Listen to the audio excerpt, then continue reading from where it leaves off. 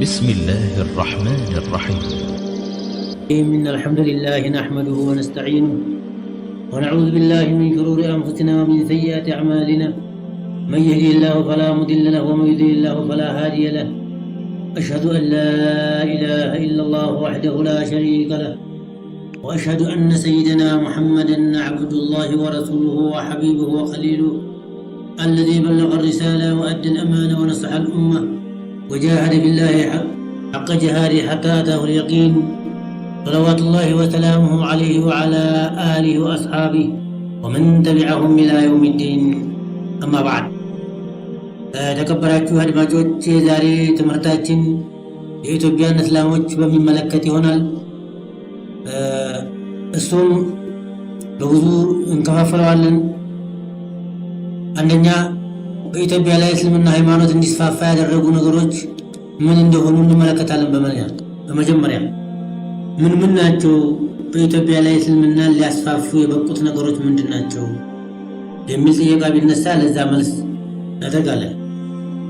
እንግዲህ በኢትዮጵያ ውስጥ እስልምና ሃይማኖት እንዲስፋፋ ያደረጉት ነገሮች ብዙ ነገሮች ናቸው። በመጠኑ እዛም ውስጥ እንጠቅሳለን። አንደኛ፣ በጎረቤት የነበሩት እንደ ግብፅን ይመስል በእስልምና ሃይማኖት የታነጡ በመሆናቸው ከግብፅ በአስመራ መንገድ በሚገባው በሰሜን መንገድ ማለት ነው፣ በዛ የተስፋፋ መሆኑ። በሁለተኛ፣ በየመን በትግራይ ገባ የነበረው የተስፋፋ መሆኑ። እንዲሁም እነዚያ የገቡት ሰዎች በአገሪቱ ውስጥ ከገቡ በኋላ አገሬው ጋር በመዋለድ በመጋባት በአማችነት እንዲሁም በሌላው አንጻር ደግሞ በንግድ ሁኔታ የተስፋፋ መሆኑ ተረጋግጧል። በንግድ መለዋወጥ፣ በጋብቻ እና በንግድ ብዙ እንደተሳሰሩ ብዙ ታሪኮች ይጠቁሙልናል። ከውጭ የመጡ ሰዎች የኢትዮጵያውያትን እያገቡ ብዙ እንደወለዱ፣ እንዲሁም ንግድ እንደተለዋወጡ፣ ንግድ የሚለዋወጡበትም ደግሞ አንዳንድ መሳሪያዎች ወይም የንግድ ዕቃዎች መጽሐፎች እንደነበሩ፣ እነዛ መጽሐፎች በአገሪቱ ላይ እስልምናን በሰፊ እንዲራባ እንዲጎለብት አገሬ እንዲሆን ያደረጉ መሆናቸው ግልጥ ነው። በተለይም ኤርትሪያ የነበረችበት ስትራቴጂ ስለነበረ በሷ ወደ ኢትዮጵያ ወደሚባለው የገባ መሆኑ በግልጥ ይነገራል። ወደ ጀዚረቱል አረብ ወደ አረቦች የቀረበች በመሆኗ፣ ወደ ግብፅ የቀረበች በመሆኗ፣ እንደዚሁም ደግሞ ሚና ስለነበረች በዛ የገቡ ወደ መሀከል አገር ያስፋፉ መሆናቸው በብዙ ይነገራል። ከዛ ተገቡ በኋላ ወደ መሀከል አገር ወደ ሸዋ ማለት ነው፣ ወደ ሸዋ ዘልቀው አንድ ከፍ ያለ ደውላ አቋቁመው እንደነበረ፣ ከፍ ያለ በኒ መክዙም የሚባሉት አረቦች ተሰብስበው የኻሊድ ብን ወሊድ ዘሮች የነበሩ በሸዋ ክፍለ ሀገር 400 ዓመት የሚሆን በስልጣን ላይ እንደተቀመጡና አገሩን በእስልምና ሃይማኖት እንዳነጡት በብዙ መጽሔቶች ተገኝቷል። አንደኛ፣ ፈትሒ ገይስ የሚባለው ሰውዬ አልኢስላም ወልሐበሸቱ ዐብረ ታሪክ የሚለው ኪታቡ ላይ በሰፊ ዘርዝሮታል። እንደዚሁም ሼክ አሕመድ ሐፍኒ ሚስሪዩ ማለት ነው፣ ጀዋሂር ሒሳን የሚባል ኪታባቸው ላይ እንደዚሁ ዘርዝረውታል። በአጠቃላይ በሰሜን በኩል ያለው በትግራይ ወደብ በነበረው የሚገቡና እንደዚሁም በግብፅ የሚገቡት አረቦች እስልምናን እንዳስፋፉ፣ ወደ ደቡብ እዞር እንደሆነ እንደዚሁም ደቡብም ተዚህ ያላነሰ ዘይላ የሚባል ነበር። በዘይላ ላይ አረቦች ይገቡ እንደነበር፣ በዛ በሚገቡበት ወደ ኢትዮጵያ ገብተው ብዙ ደውላዎች አቋቁመው እንደነበር፣ 7 መምለካዎች አቋቁመው እንደነበር በታሪክ ተጠቅሷል። ሆኖም ሌላው ደግሞ ወደ እስልምና ሃይማኖት እንዲስፋፋ ተረዳ ውስጥ አንዳንድ በአረቦች መካከል የነበረው ፍጭትና ግጭት ያለመስማማት አንዳንዶቹን አረቦች ባለስልጣኖች ወደ ኢትዮጵያ ደርሰው እንዲገቡ ወደ ኢትዮጵያ ገብተው አገር እንዲመሰርቱ ያደረጋቸውም አጋጣሚ እንደነበር በብዙ ታሪኮች ተጽፏል። በኢኮኖሚም ሆነ በፖለቲካውም ሆነ በትምህርትም ሆነ በአገራችን ገብተው ብዙ ሁኔታ የፈጸሙ እንደነበሩ በሰፊ ተነግሯል። ይህ ከእስልምና ተገባ ወዲህ ያለውን ነው። በአረቦችና በኢትዮጵያ መካከል የነበረው እስልምና ሃይማኖት በስተፊት የነበረው ታሪክ በሰፊ የተገለጠ ነው። ኢትዮጵያ አረቦች ጋር በጣም ዝምድና እንደነበረው በተለይም የመን ጋር የነበረ ዝምድና ተተቀረው ሁሉ የተለየ እንደነበረ በታሪክ ተመዝግቧል።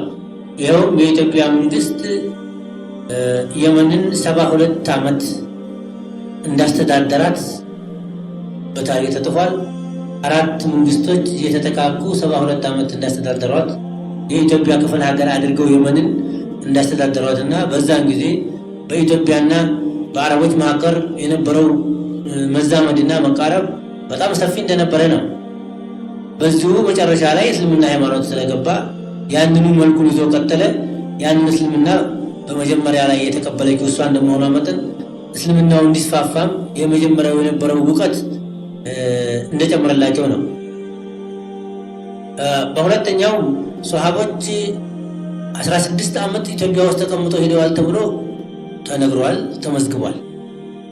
16 ዓመት ከመቶ በላይ የሚሆኑ ሰዎች በአንዲት አገር ላይ ሲቀመጡ ለምን ታስፋፋላችሁ ሃይማኖታችሁ እንዳታስፋፉ የሚል ከልካይ እስከሌላቸው ድረስ ሰዎች ምንም ጠላቶቻቸው ያባረሯቸው ሃይማኖታቸውን ከማስፋፋት ወደኋላ ማይሉ እስተሆኑ ድረስ በ16 ዓመት ውስጥ ምንም ታሪክ መዝግቦት ባናገኘው በአገሪቱ ውስጥ እንዲቀሳቀሱ እንደነበር አንድ ጓዳ እንዳልተቀመጡ ነው። 16 ዓመት ሲቀመጡ በአንድ ጓዳ ታፍነው እንዳልተቀመጡ ነው። በአገሪቱ ውስጥ ሲደውባት እንደነበር እቅጯ የሚናገር ታሪክ እንኳን ባናገኝ ተሁኔታው እንደምንረዳው 16 ዓመት ሲቀመጡ መንግስቱ በፈለጋችሁበት ሂዱ፣ በፈለጋችሁበት ተቀመጡ እስካላቸው ድረስ ሷሃቦች እንደምናያቸው በዲን ላይ የነበረው ጥንክርናቸው ኃይለኛ እንደነበርና በሀገራቸው የወጡበትን ምክንያት አንደኛ ሃይማኖታቸውን ለማስፋፋት፣ በሁለተኛ ከጠላቶቻቸው ለማምለጥ ነው። ስለዚህ ከሀገር የወጡት እስልምናን ለመርጨት ነው። ሼክ መሐመድ ሳዲቅ የሚባሉ ኩልየት ኡሱሉዲን አስተማሪ የነበሩ በአዝሃር ላይ ሙሐመዱን ረሱሉላህ የሚባለው ኪታባቸው ላይ ሲናገሩ ምን ብለዋል? ስለዚህ አሁን ስለምለው እነዛ ሰሃቦች ከሀገራቸው ሲወጡ በእውነት አገራቸውን ጥለው የሄዱት ለተወለዱበት አገራቸው ተቤተሰባቸው ለዲን ብለው ሲወጡ ሽሽት የወጡ እንዳይመስልን፣ ዲን ለማስፋፋት ለዳዕዋ ነው የወጡት።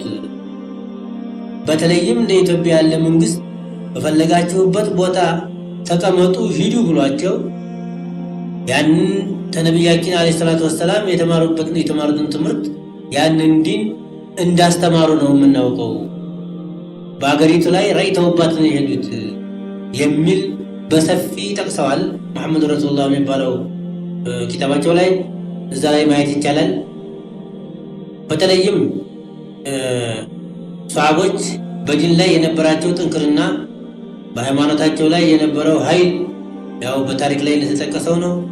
እንኳን የሚከለክላቸው የሚያስፈራራቸው ሰው የሌለባቸው ሆኖ ቢኖርም በኃይል እንደሚያንቀሳቅሱት ነው። እንግዲህ ነቢያችን አለይሂ ሰላቱ ወሰላም እሳቸውን ሲልኳቸው አንድ የተናገሩት ቃል አለ። እዚህ ለምንለው ነገር ምን ብለዋል? ለው ኸረጅቱም ኢላ አርዲል ሐበሸቲ ፈኢነ ቢሃ መሊከን ላ ዩዝለሙ ዐንደሁ አሐድ ወሂ አርዱ ሲልኪን ሐታ የጅዐለ አላሁ ለኩም ፈረጀን ሚማ አንቱም ፊህ። ምን ማለት ነው? ወደ ኢትዮጵያ በወጣችሁ ጥሩ ነበር። እዛች ኢትዮጵያ ውስጥ አንድ መንግስት አለ፣ አንድም ሰው አጠገቡ የማይበደል የሆነ አገሪቱም የእውነት አገር ናት፣ አላህ ፈረጃውን እስኪያመጣላቸው ድረስ ብለው ስለተናገሩ ይህ ማድረጋቸው ምንድን ነው? ወይ አርዱ ሲልኪን የሚለውን ብናስተነትነው የእውነት አገር ናት ማለት የምትናገሩትን ትቀበላችኋለች ነው። እንግዲህ መሬቷን የእውነት አገር ናት ማለት ሰዎችን ነው አሽሙሩ። በእውነት መሬቱ አፈሩ አይደለም። የእውነት አፈርማ የእውነት መሬት ናት ማለት እውነተኛ የሆነች መሬት ናት ማለት ሰዎቹን እውነትን ይቀበላሉ ማለት እንጂ መሬቷ ውሸት ናት እውነት ናት ለማለት እንደማይቻል ነው።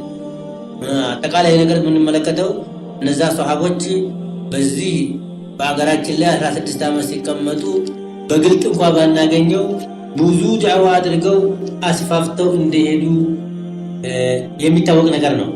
በመፍሁም እንደምናውቀው እስልምና ሃይማኖት በእውነቱ እንኳን 16 ዓመት በሰሃቦች ኃይል እነሱ 120 የሚሆኑ ሰዎች በዚህ ሀገር ላይ ተቀምጠው የእምነታቸው ኃይል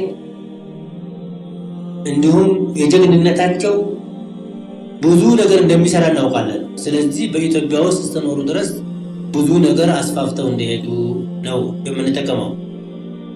እዚህ ላይ አንድ ጥያቄ ሊነሳ ይችላል። ሙስሊሞች በኢትዮጵያ ያሉ ሙስሊሞች ስለ ተውሂዳቸው ስለ ሁኔታቸው ምን የታገሉት ትግል አለ? ሷሃቦች ውስጥ ያናልሰው ሄዱ። ሙስሊሞች ውስጥ ምን የታገሉት ትግል አለ? በዚህ ሀገር ላይ ሲኖሩ በሰው ሀገር ላይ ብዙ ይሰማል። በኢትዮጵያስ ምን የታገሉት ነገር አለ የሚል ጥያቄ ሊነሳ ይችላል። እዚህ ላይ ጥያቄው ትክክል ነው፣ መልስም የሚያገኝ ነገር ነው። እኛ ኢትዮጵያውያን በተውሂዳቸው ላይ በግምት የማይቻል ትግል እንደታገሉ ቆጥረን ለመዝለቅ የማንችለው ቢሆንም እንጠቃቀሳለን። በሰባተኛው መቶ ዓመት ላይ በተለይም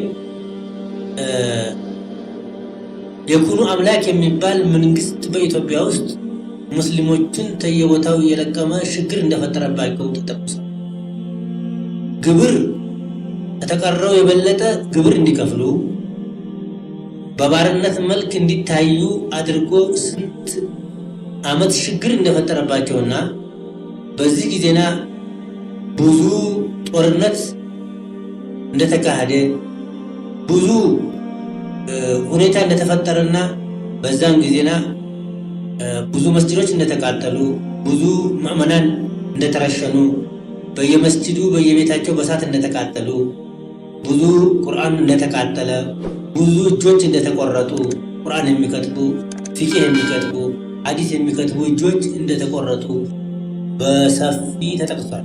በሰባተኛው መቶ ዓመት ላይ የእናቶቻችን የሙስሊሞች ሴቶች ጡት እንደተጋጠጠ ሌላም በደል በእውነት የሰው ልጅ የማይሰራው በደል የደረሰ መሆኑን በታሪክ ተገልጧል። ስለዚህ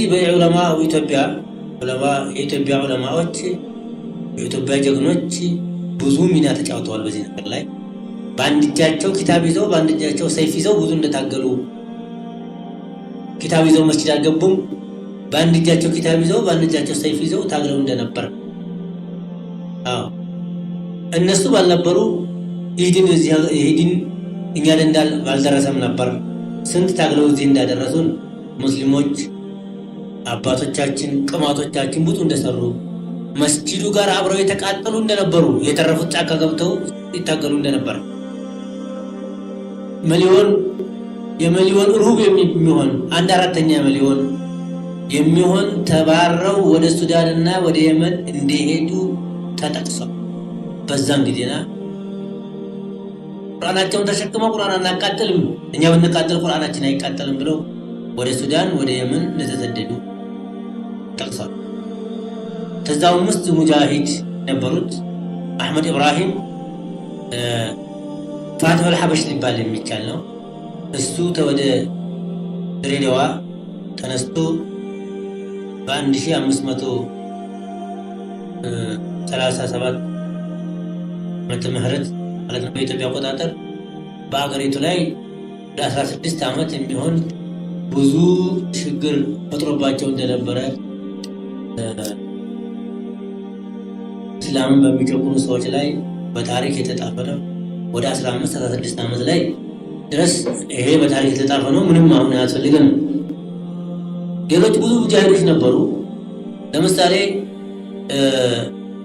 አልሙጃሂድ አልበጠል ሐጂ መሐመድ ሻፊ፣ ሼክ መሐመድ አስቃሪ የሚባሉ የንጉስ ሼክ የሚባሉት የንጉሱ ሸኽ ሲባሉ እንዲሁ የመስጂድ ቃልቻ ይመስላሉ። እሳቸው 6 ወር በጂሃድ 6 ወር ደርስ በማስተማር እንደነበሩና ብዙ አገር እንደከፈቱ ይነገራል። እንደዚሁም ሸኽ ጠልሓ ጃዕፈር የሚባሉት በአሁኑ ምኒልክ አካባቢ ታወቁ ናቸው። እንደዚሁም ሐጂ በሽር አሊ ቲጃኒ ይባሉ የነበሩት ትግል እንዳደረጉ እኛም ደርሰንባቸዋል። በሸዋ ክፍለ ሀገርም እነ ሼህ ኢስሐቅ በሬ ስንት ትግል ያደርጉ እንደነበረ ይነገራል። እንደዚሁም ኡመራዎች ነበሩ ከዑለማዎች ሌላ። ለምሳሌ ብሩ ልቦ የሚባል ቃል ውስጥ እንደነበር፣ መሐመድ ቃንቄ የሚባል ርቄ ውስጥ እንደነበረ ይታገል የነበረ፣ ኸሊል የሚባል በተወ ውስጥ እንደነበረ፣ ደጃዝማች ብርዬ አልብኮ ውስጥ እንደነበረ፣ አደራብሌ የሚባሉ ለገጎራ ውስጥ እንደነበረ፣ አሊ የሚባል ለጌዳ ውስጥ እንደነበረ፣ አመዲናዴው ለጋምቦ ውስጥ እንደነበረ፣ አሊ ወዳጄ ቦረና ውስጥ እንደነበር፣ ደጃዝማች ሐሰን ወዳይ ደራ ውስጥ እንደነበረ፣ አጤ ሐዋርዲስና አጤ ቴዎድሮስ ጋር አጤ ምኒልክ ጋር ይዋጋ የነበረና ብዙ ጀብዱ የሰራ፣ እንዲሁም ጣሂር የሚባል በጃማ ውስጥ እንደነበር፣ አሁንም አሊ የሚባል በወረኢሉ ውስጥ እንደነበር፣ አመዴ ስዲቅ በተወለደሬ ውስጥ እንደነበሩ፣ ወደ ሸዋ መለስ ስንል አሊ ደነቡ የሚባል ሸዋ ውስጥ በጉራጌ ክፍል ውስጥ እንደነበር፣ ሐሰን እንጃቦም በሸዋ ውስጥ እንደነበረ፣ አባጅፋር በጅማ ውስጥ ይታገሉ እንደነበር፣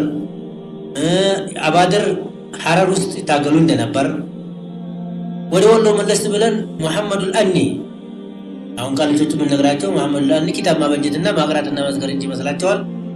ወደ 12 ዓመት ጂሃድ እንደተዋጉ ተታሪክ ተገኝቷል። ሌሎችም እንደዚሁ አሉ። እነዚህ ሁሉ እንመለከት ብዙ ትግል እንዳደረጉ ነው። በየጊዜው የነበረው ትግላቸው በእውነቱ እጥፍ ድርብ ትግል እንደነበረ ነው።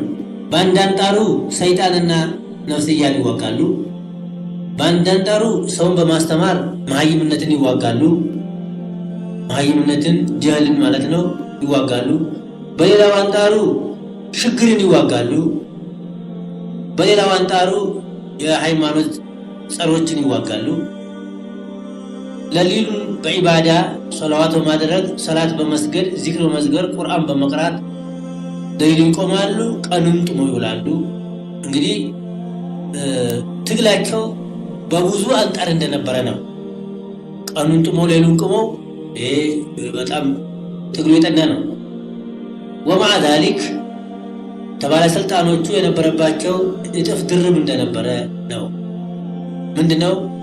ሙበሽሪን በየሀገሩ ይልቁባቸው እንደነበር፣ በጎን መሬታቸውን እየከፈሉ እየሰጡ ወደ ሌላ ሃይማኖት የሚቀሰቅሱ ቀስቃሾች ማለት ነው። እንዲሁም ሲሆኑ የኑሯቸው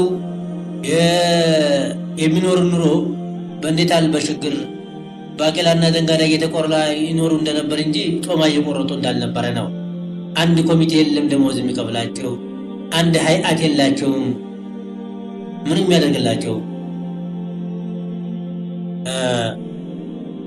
ወማዓ ዛሊክ በኢትዮጵያ ውስጥ የነበሩት እስልምናን የሚቃወሙ ወደ 59 ሙነዘማዎች እንደነበሩ ነው። አሁን ድረስ 59 የሚሆኑ የማህዊል ኢስላም ምን ሐይዝ ልውጡድ እስልምናን ወዳልነበረበት ወደ ጨለማ ለማጥፋት የሚታገሉ እንዳሉ ነው። የኛ ማንም አይኖረንም ፈጣሪ እንጂ። እዚህ ላይ ነገር ያነሳዋልና የእስልምና ሃይማኖት ተቀናቃኞች በሙስሊሞች ላይ ምን ሰሩ ባለፉት ዓመታት ከመንግስታቱም ሆነ ከሌሎች ምን አደረጉ? እስልምና በእነዚህ ተረግጦ ተይዟል ተብሏል። እንደው ጎላ ያለውን በእስልምና ላይ ያደረጉት ነገር ምንድን ነው? በምን ምክንያት ነው? እሱስ ምንድን ነው?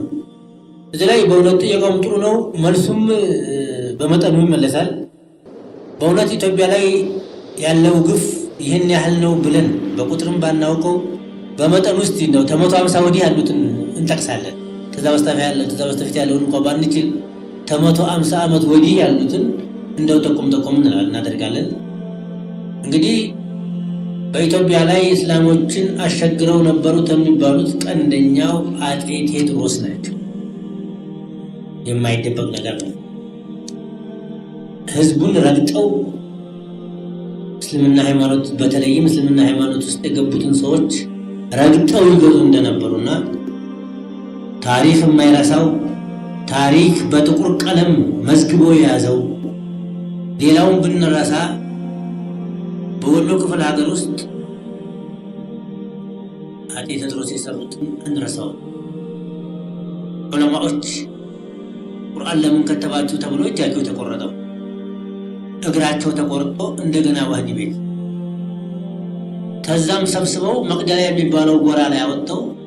እንደገና ያንን አሟት ናቸው እነዚህ እግራቸው ተቆረጠ። እንደገና ገደል በድንጋይ ላይ የቋጠሩ ገደል እንደደሏቸው ይሄ ታሪክ የመዘገበው ነው። ከዚህ በለጠ ታሪክ እንትን ይኖር አይመስለኝም። አላህ ሱብሓነሁ ወተዓላ ያላወቀ መስሎ እያወቀ ዝም ይላል። ይህ ሰውዬ በታሪክ እንደተመዘገበው የእንግሊዝ ወታደር መጥቶ ባካበበው ጊዜና ነፍሱን ገደለ፣ ሽጉጥ ጠጥቶ ተብሎ ተመዝግቧል በአማርኛ። እኛ ደግሞ በሌላ በኩል ስንመለከት የማመዶች አንድ ሴት ልጅ ሸፍታ ነበረ፣ እሷ ናት የገደለችው የሚል ተመዝግቦ ይገኛል። በኋላ ኩል ያህል አላህ ሱብሓነሁ ወተዓላ ይህን ሰውዬ ጌታውን እንደሰጠው ነው።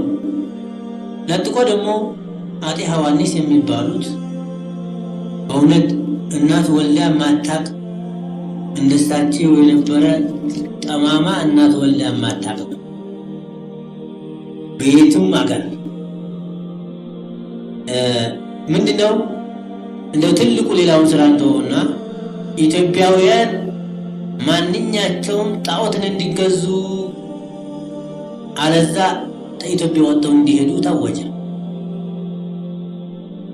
በዚህ ጊዜና እስላሞች እኩሉ በዋሻ እኩሉ ባንቀርሻ እኩሉ መድረሻ ጠፋ። ምን የሚባል ትዕዛዝ አስተላለፉ?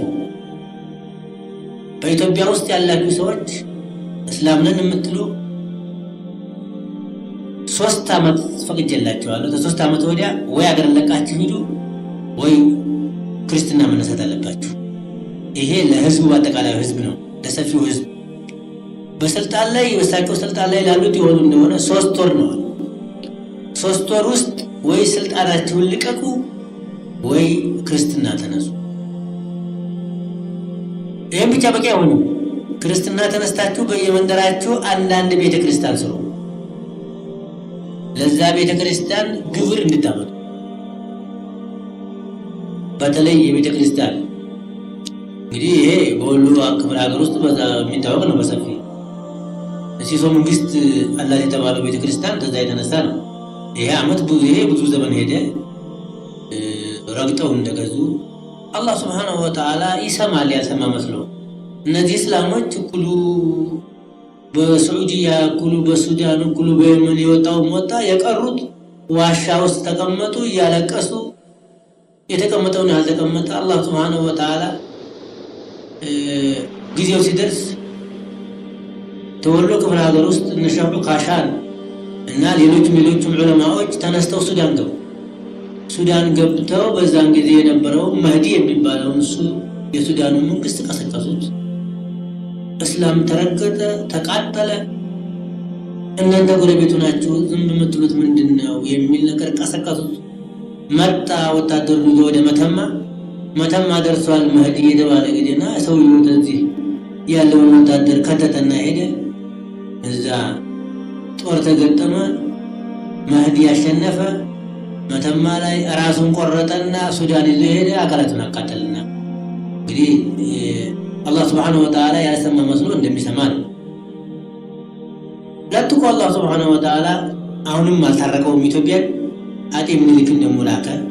አጤ ምኒልክ በዛሂር በገሃድ ከፈሩ ብለው አላዘዙም። እንዲያባትህ ይላል። ውስጡን ያው አጥምደው እንደያዘ ነው። ያቺው ናት ውስጥ ትእዛዛለች።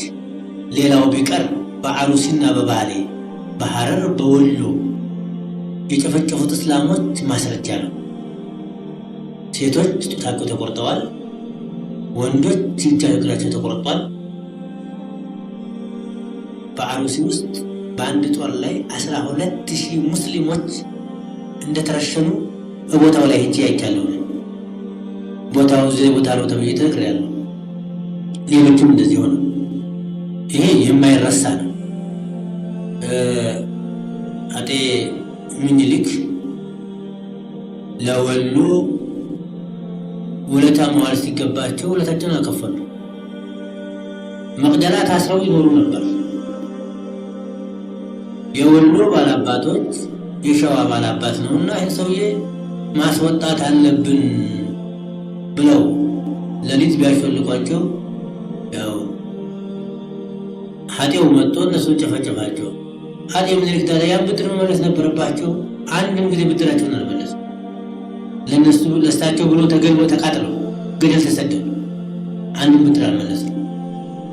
ለጥቆ ልጅ ኢያሱ የሚባለው በእውነቱ አጀማመሩ ጥሩ የሆነ ነገር ነበር፣ ግን ቸኮለ።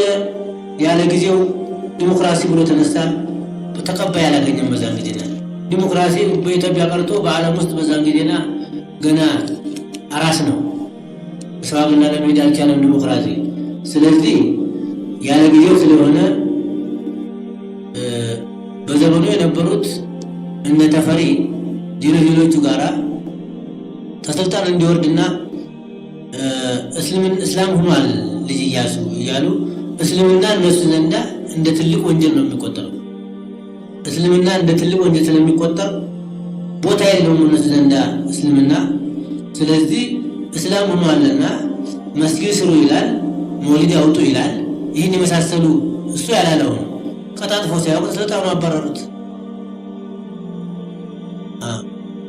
ስልጣኑ አባረሩት።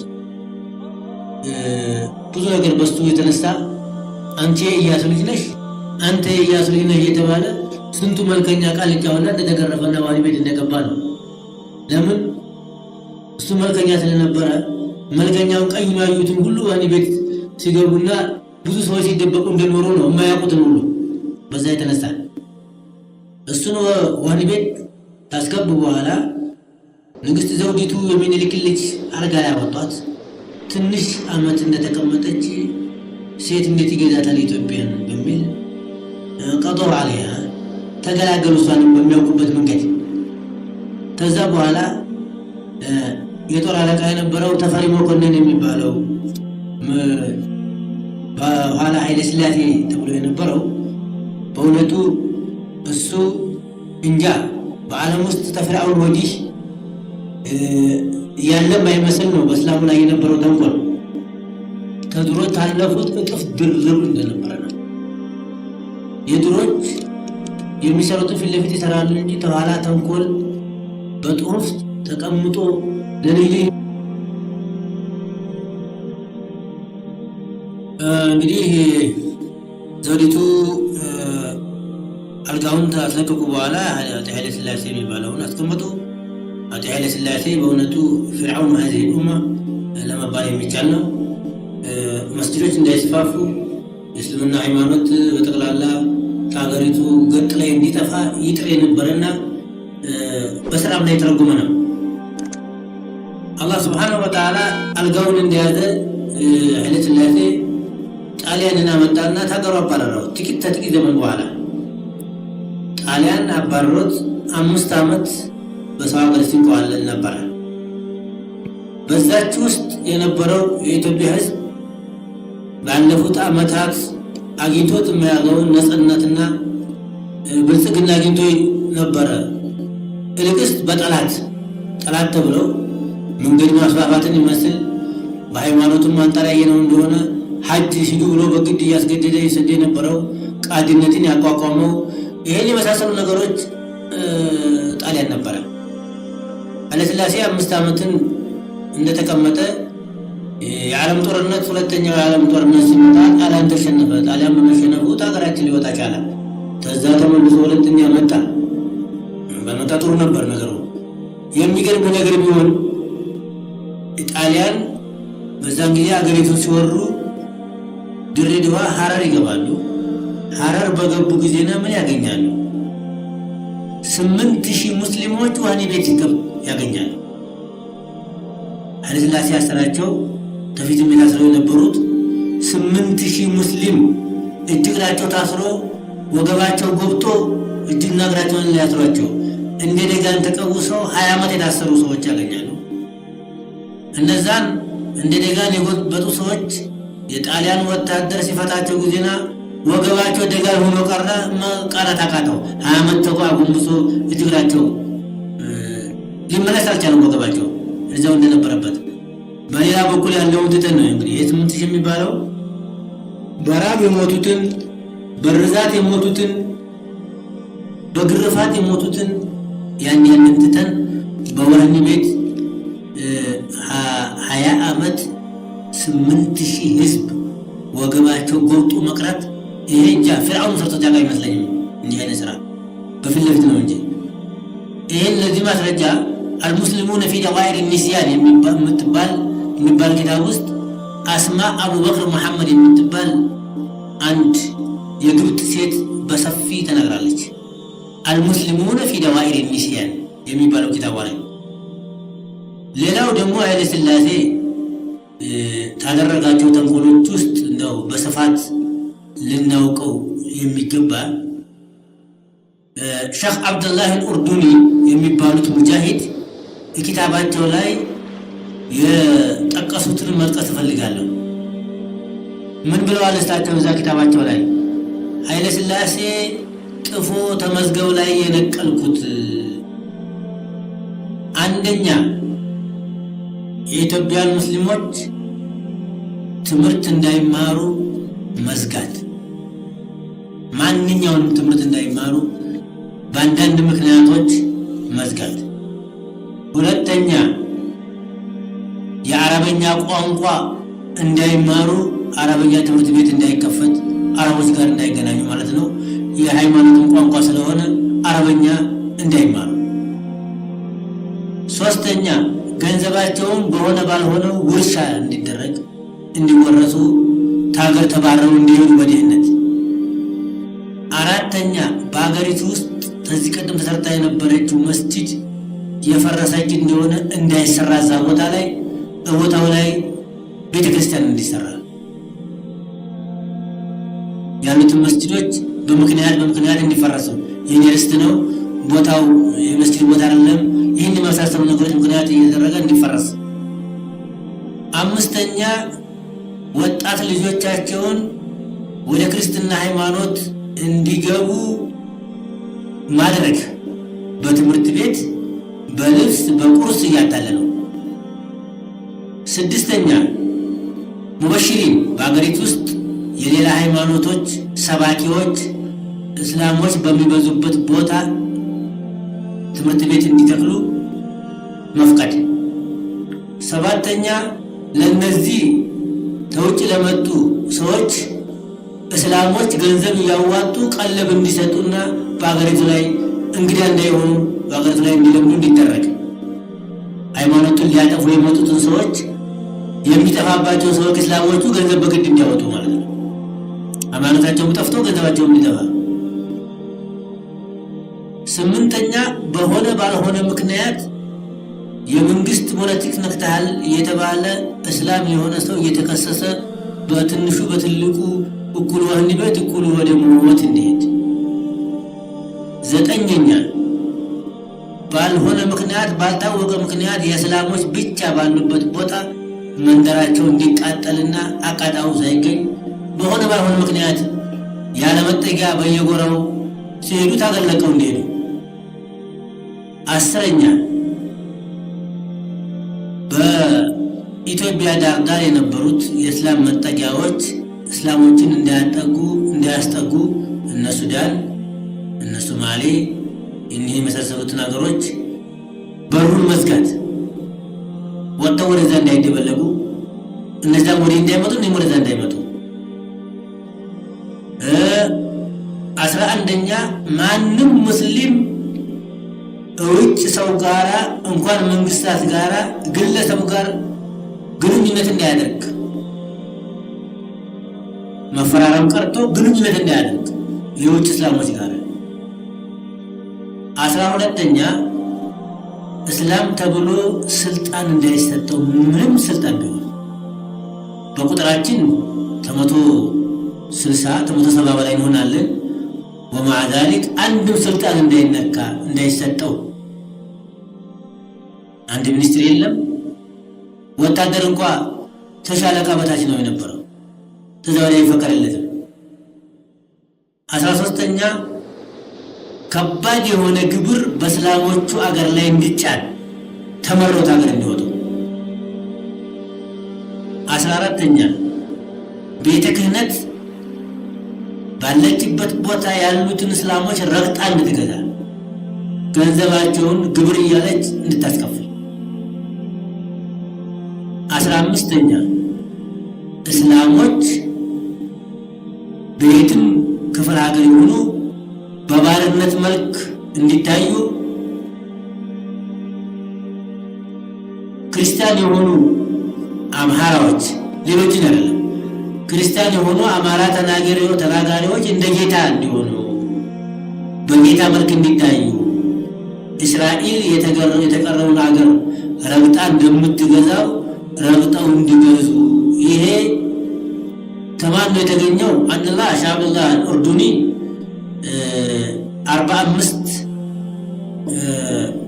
አንቀጽ ላይ በኪታባቸው ላይ በሌላም ኪታብ ደግሞ አኽጣ የጅቡ አንቱሰሐ ፊ ታሪክ የሚለው ኪታብ ላይ 108 ላይ አልሙስሊሙን ፊ ጀዋሂር ንስያን የምትባለው ኪታብ ላይ 36 አንቀጽ ላይ ይገኛል። እንደፈለጋቸው እንደሆነ በጠቅላላው እኒህን አሁን የቆጠርናቸው የምንመለከታቸው በጣም የሚያሰቅፉ ስራ ላይ ውለዋል። ደግሞ ሁላቸውም ስራ ላይ እንደሆነ ነው።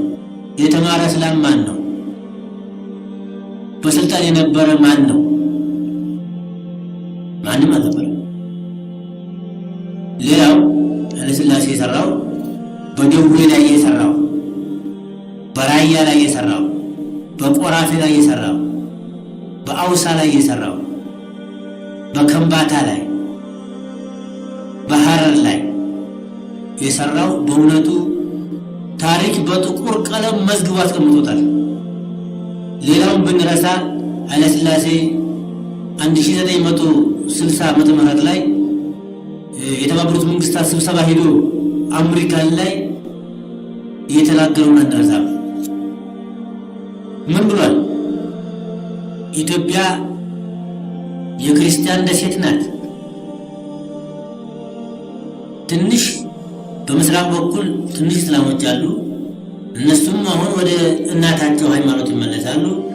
እኛ በሀገራችን ላይ ሁለት ሃይማኖት እንዲሆን አንፈቅድም ያለው ይሄ ብቻ የሚረሳ አይደለም። እንግዲህ ይሄ በእውነት ትልቅ በደል ነው። ጋዜጠኞች ቢጠይቁት ነው እስላሞች ስንት ምን ያህል ይሆናሉ፣ ክርስቲያኖች ምን ያህል ይሆናሉ በአንተ ሀገር ላይ ቢሉት ይሄን አንፈቅድም። ይሄ በእውነቱ በዓለም መድረክ ላይ ተመዝግቦ ያለ ነው። ታሪክም ማይረሳው ነው። እኛም ማንረሳው ነው። መገንዘብ አለብን በየጊዜው። ምናልባት አሁንም ኃይለሥላሴ የሚደግፉ ይኖራሉ። ይህን ሳያውቁ ቀርተው ነው እስላሞቹ ይህን ተንኮል እስካሁን ከአንድ ቁጥር እስከ 15 ቁጥር የነበረውን አልሰሙም ማለት ነው። ሁለተኛ በኢትዮጵያ ላይ ሁለት ሃይማኖት እንዲኖር አንፈቅድም የሚለውን ያልሰሙ ሰዎች ናቸው። እንግዲህ ኃይለሥላሴ በእውነቱ በዚህ አሁን በምቆጥረው እሱ የሰራውን ስራ እንጃ ቁጥር ላይ መዘልቁ አይመስለኝም። ከሱ ቀጥሎ በእውነት የገዛ ወታደሮቹ በ1974 ላይ ኃይለሥላሴን የፈነቀሉት እነ መንግስቱ ኃይለ ማርያም ተነጓደኞቹ ናቸው። ብንመለከተው በአንድ አንጻር ለእስላሞቹ አንዳንድ መፍትሄ አድርጓል። እስላም ክርስቲያን አይባልም ሁሉም እኩል ነው የሚለው ለእኛ ጠቅሞናል። በሌላ አንጻር የሆነ እንደሆነ ፈጣሪ የለም ፈጣሪ አናውቅም የሚለው የእኛንም የእስላሞችንም ሆነ የክርስቲያኖችንም አንድ ላይ ነው የመታው። ይሄ በሌላውም አንጻር የተሰራ ብዙ ነገሮች አሉ። ለምሳሌ በኦጋዴን ውስጥ 1985 ዓመተ ምህረት ላይ 22 ዑለማዎች ወህኒ ቤት ገብተው በዛው ዓመት ላይ ዩሊዮ ላይ ታስረው በዩሊዮ ሁላቸውም በረሳስ በጥይት ተደብድበው እንደሞቱ በታሪክ ተጽፏል። 22 ዑለማ ቀላል አይደለም። እንግዲህ ለሀገሪቱ ውስጥ ስንመለከተው ሌላውን ተወው። አልኢትሃድ የውሚያ የምትባል ጋዜጣ ነበረች አቡዘቢ ላይ። እዛ ላይ እንደተናገረው ይህንን በግልጽ አስቀምጣለች። አልሙስሊሙን ፊ ጀዋኢር ኒስያን የሚባለው ኪታቡም ተዛ ጋዜጣ ላይ ነቅሎ እንዳወራ ነው። ይሄ በእውነቱ ታለፉት እንደው ለመጥቀስ እንጂ በዚህ ያንሳል ማለት አይደለም። የሙስሊሞች ሁኔታ ኃይለሥላሴ በለቀቀ ጊዜና ወደ 250,000 የሚሆን ሰልፍ አድርገው ፈረጃ እናገኛለን ብለው ነበር የጠበቁት። 13 አንቀጽ አቅርበው ነበር በጊዜው። 13 አንቀጽ ውስጥ እንጃ አንድ ትሆን ሁለት ትሆን የተፈጠረችው። በዓላችን ለምን አልተከበረም? ማዕከል ለምን አይኖረንም? የሚል ነበር ነው ተቀስተቀስ እናደርገው። በዓላችን ለምን አልተከበረም ስለሚለው ያው ሰጥቻለሁ አለ። ጥሩ እኛ ተከበረ አልተከበረ እሱ ሌላ ነገር ነው። ማዕከል ይኖረን ለተባለውም እምቢ አለ። ሲጨቁሩ እንደሚመጣ ታውቃላችሁ። ይሄ ከፍተኛ ጉባኤ የሚባለውን እንኳን ለማቋቋም እነሱ እንዳልፈቀዱ ነው። በትግል ነው።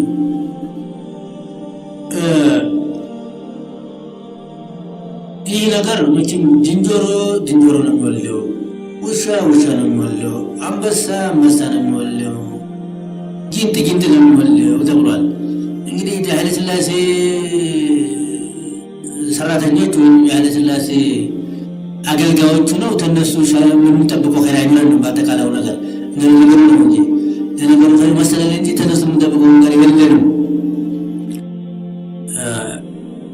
በዚህ በ17 ወይም በ16 ዓመት ውስጥ የጠፋው ንብረትና የተቃጠሉት ሀብቶች እጅግራቸው የተቆረጠውን ልጆቻችንን የእስላም ክርስቲያን አልተባለም። ያ ሌላ መሳላ ነው። እዛ ውስጥ አልገባምኛ። እሱ ዓለም መዝግቦ ይዞታል። ታሪክ መዝግቦ ያለው ነገር ነው። ምንም ጆሮ ሰምቶት የማያውቅ ዓይን አይቶት የማያውቅ ታሪክ ጥፎት የማያውቅ ነገር ነው። እንዲህ የሆነበት ምክንያት ሃይማኖት ታልጠፋ ህዝብ አይገዛኝም፣ አዲኑ አፍዩን ሻዕብ የሚል የሌኒን ቃላት አለ። ያንን ተርጉሞ ነው እሱ። ሃይማኖት ማለት ህዝብ ማስከሪያ ነው የሚል ነገር ስላለ ሃይማኖትን ያጠፉ የተነሱት በዚህ ምክንያት ነው። እንግዲህ በዛም ጊዜ የነበሩት እናታቸው ሩሲያ ነበረች፣ ወንድሞቻቸው እነ ኩባ እና አልማንያ ሸርቅያ ነበሩ። በእነሱ እየታገዘ እናት አለች፣ ወንድም ታለ፣ የማይሰራ ነገር የለም እና ብዙ ነገር ሰርተዋል። ብዙ ነገር እናደረጉ ነው። እዚህ ላይ አንዳንድ ጥያቄ የተነሳለ ነቢያችን አለይሂ ሰላቱ ወሰላም ኢትዮጵያን ለሰሃቦች መሰደጃ ያደረጓት ምክንያት ተተቀረው ሀገር ሁሉ መርጠው ምንድን ነው የሚል ጥያቄ ሊነሳ ይችላል። ነገሩ ትልቅ ነገር ነው፣ መነሳትም ያለበት ነው። እሱስ ምንድን ነው? ብዙ ሀገር ነበረ በዛን ጊዜና መልሱ ምንድን ነው? ኢትዮጵያና አረቦች መካከል የነበረ መግባባት እና መዛመድ ቀደም ሲል የነበረ አላቃ ዝምድና እንዳላቸው ነው። ብዙዎቹ አረቦች ኢትዮጵያ ውስጥ ኑረው ተዋልደው የሄዱ ተስልምና ሃይማኖት በፊትም ከኢትዮጵያም ብዙ ሂደው እዛ የተራቡ እንዳሉ ይነገራል። ታሪክ ጣፎች ጥፎታል። እንዲያውም ከኢትዮጵያ የሄዱ እዛ ይዋለዱ የነበሩት ሰዎች አረቦች ለጦር ልምድ እያስለመዱ ሀገራቸውን መጠበቂያ አድርጓቸው እንደነበር ይነገራል። ለምሳሌ የመካ ወታደር በብዛት የነበረው የኢትዮጵያ ተወላጅ የነበሩት ቁቁሮች ናቸው። እምነታቸው፣ ጥንቁቅነታቸው፣ ጌቶቻቸውን በማክበር የታወቁ ስለነበረ ነጋዴዎችም እነሱን ይቀጥሯቸው እንደነበር እንደዚሁም ባለስልጣን በእነሱ ቅጥረኛ ወታደር እንደማለት ነው የተቀደሙ ይጠበቁባቸው እንደነበር ድሮም አለ። በይህ የተነሳ ቁርብ አላቸው። ስለዚህ ተተቀሩት አረቦች ተተቀሩት አገሮች ሁሉ ኢትዮጵያ ለመካ ቅርብ እንደነበረች ነው በመታወቅ። ስለዚህም ነው አላህ Subhanahu Wa Ta'ala በቁርአን ውስጥ ብዙ ቋንቋ የኢትዮጵያን ቋንቋ አምጥቶ የነበረው። አረቦች ፈረስ ነው፣ ራስ ነው፣ ይህን የመሳሰሉ አለ። ጀሃነም ገሃነም ነው፣ ገነት ነው።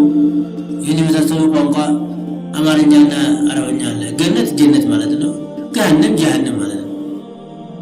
ይህን የመሳሰሉ አለ። የተግባባ ነገር ነበር ለማለት ነው።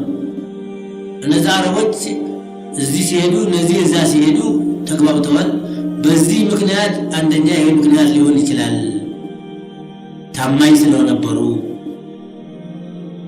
ተስልምና ሃይማኖት በስተፊት ይታወቁ የነበሩት ኢትዮጵያ ተሄዱት ውስጥ አንተራ የሚባለው እነ ኡሙ አይመን የአብዱላህ ብን አብዱል ሙጠሊብ አገልጋይ የነበሩት እነዚህ ታወቁ ናቸው። ነቢያችን አለይሂ ሰላቱ ወሰላም ኡሙ አይመን ኡሚ بعد ኡሚ ብለዋታል። እናቴ ናት እናቴ በኋላ ብለው። ሁለተኛ በዛን ጊዜ የነበረው የኢትዮጵያ መንግስት አስሐማ ይባል የነበረው ቀጥተኛ እንደነበረ በታሪክ የተጻፈ ነው። ኢትዮጵያ በተፈጥሮዋ ውሸት የማይወራባት እውነተኛ እንጂ የባህታዊ ሀገር ባህታዊ በዛን ጊዜና እውነት የሚሰሩ እውነት የሚናገሩ ውሸት የማይናገሩ ሰዎች እንደነበሩ ነው። የእውነት ሀገር እንደነበረችና ስላወቁ ነው ነብያችን ወደዚህ ያደረጉት። ሁለተኛ በሀገርም የተመለከትነው እንደሆነ ባህርን ተሻግሮ ሄዶ ቅርብ ሀገር ኢትዮጵያ ቀርባ አይገኝም ለመካ። በሶስተኛ የኢትዮጵያ ሕዝብ እንግዳም በማስተናገድ ተስልምና ሃይማኖት በፊት ቀደም ሲል የታወቁ መሆናቸው በታሪክ የተጻፈ ነው። ለዚህና ይህን ለመሳሰሉ ነገሮች ነው ነብያችን ሊመርጧት የቻሉት ኢትዮጵያ። ሌላው ጥያቄ እዚህ መካከል ሊነሳ የሚገባው ይሄ በአባቶቻችን የነበሩትን ቀደም ሲል የነበረውን ነው እስላሞችን የነገር ነው። አሁን በአሁን ባለንበት በሽግግሩ ጊዜ እስላሞች ምን መሆን አለባቸው? መውቂፋቸው ምን ሊመስል ይችላል? ምን መሆን አለባቸው? አሁን ይሄ በእውነቱ የሚታሰብበት ነው። በአሁኑ ጊዜና እስላሞች አንድነታቸውን ማጠናከር፣ መካከላቸው የነበረው ብጥብጥ ወደ ጎን ትተው ለአንድ ዓላማ ወደፊት መሄድ፣ ሰልፋቸውን ማሳመር፣ በመካከላቸው የነበረውን ብጥብጥ ማጥፋት፣ እንዳንድ ሰው እንዳንድ አካል መሆን ነው የሚገባቸው። ይህን ታደረጉ በላይ መብታቸውን ለመጠየቅ ይችላሉ። በአስፈላጊ ቦታ ሁሉ መብታቸውን ሊጠይቁ ይችላሉ። በኢኮኖሚም ሆነ በማህበራዊ ኑሮም ሆነ በትምህርትም ሆነ በማንኛቸውም መብታቸውን ሊያስከብሩ ይችላሉ። ይሄን እስከሆነ ድረስ አንድነት እስከሌለ ድረስ ድሮም ሲረገጡ ኑረዋል፣ አሁንም ሲረገጡ ሊኖሩ ነው እና እኔ በእውነቱ አሁን ለህዝቡ ላስተላልፍ የምፈልገው በአሁኑ ጊዜና ቀደም ሲል የነበሩት ዲክታቶሮች ቡርጁዋዚ ብንለው ኢምፔሪያሊዝም ማለት ራስማሊዝም ማለት ቀውሚዝም ማለት ለእስልምና ሃይማኖት ጸር ነው። አሁን መንቃት ያለባቸው አንድነታቸውን ኃይል አድርገው መብታቸውን መጠየቅ ይገባቸዋል። የሰው ሃይማኖትን መንቃት አያስፈልገንም። ነፍሳችን መጠንከር ነው አለብን። ነፍስህ ተጠነከርክ፣ አንተ ተሞቅ፣ በጎን የቀዘቀዘው ይሞቃል። አንተ ተቀዘቀዝክ፣ የሞቆን ተቀዘቅዘዋለህ። አንተ ተሞቅ፣ በጎን ያለ ሁሉ ይሞቃል። ተቀዘቀዝክ፣ ሁሉም እንደሚቀዘቅዝ ነው። በአጠቃላዩ አንድነትን መካብ፣ ወንድማማችነትን፣ መገዳደፍን ማጠንከር ይገባናል። ከመካከላችን ጭቅጭቅ የተፈጠረ እንደሆነ ጭቅጭቁ የሚወልደው ነገር ምንድን ነው? በኢኮኖሚም ሆነ በማህበራዊ ኑሮም ሆነ ይደፈርሳል። ሰዎች መልካቸው የተለያየ እንደሆነ ጸባያቸውም የተለያየ ነው። አንድ እዚህ የሚገርም ነገር የሚያስቡት ፉካሃ ይባላል። አንድ ፈቂህ ነበር ይባላል ድሮ ዒልመል ፊቅህ የሚያውቅ በተጠየቀ ቁጥር ወፊህ ቀውላን ይላል። ይኑረውም ቀውል ይኑረውም አይኑረውም ወፊህ ቀውላን ነው ባህሉ። እንዲህ ያለ ነገር አለ ወይ ይበቃል ነው አይበቃም? ወፊህ ቀውላን ይላል። ሁለት ቀውል አለ ማለት ሁለት አስተያየት አለ ማለት ነው። በዚሁ ላይ እንደኖረ አንድ ቀን ፈዲሃ መጣ። አፊላሂ ሸኩን ብሎ አንድ ቃል ሲጠይቀው በአላህ ላይ ጥርጣሬ ያለው ወይ እንደማለት ነው። እንደለመደው ወፊህ ቀውላኒ አለ። በአካባቢው የነበሩ ሰዎች ምን ማለት ሆነው እንዴት ወፊህ ቀውላኒ ይላሉ አሏቸው። አላህ ሲደርስለት አንድ ልጅ ናህው የቀራ ልጅ አለው። አይ ፊ ኢዕራቢህ ቀውላኒ ኢዕራቡ ላይ ሁለት ቀውል አለው ማለት ነው አባቴ ያለ ይባላል። ነው አፊላሂ ሸኩን ጃር መይሩሩ ኸበር ሙቀደም ነው። ሸኩን ያለው ሙተደ ሙአኸር ሊሆን ይችላል ማለት ነው አንደኛው። ወይንም አፊላሂ ያለው በስተቀር ይንጠለጠልና ሸኩን ያለው ፋይል ሊሆን ይችላል። ምንድነው ነው በናበራው ላይ ታወቀ ነው። ይሄ ማለት ነው እንግዲህ ምንድነው ሰዎች ያስለመዱትን ልምድ ጨምደው ሁሉ ጊዜ ያዙ እንደሆነ አንዳንድ ቦታ ላይ ገደል ላይ መግባት አፊላሂ ሸኩን ስለው ፊ ቀውላኒ ማለት መጣ እና ልምዳችንን ትተን በቁርአንና በሐዲስ ተመርተን መብታችንን እስታልጠየቅን ድረስ አሁንም ስንረገጥ እንደምንኖር ነው።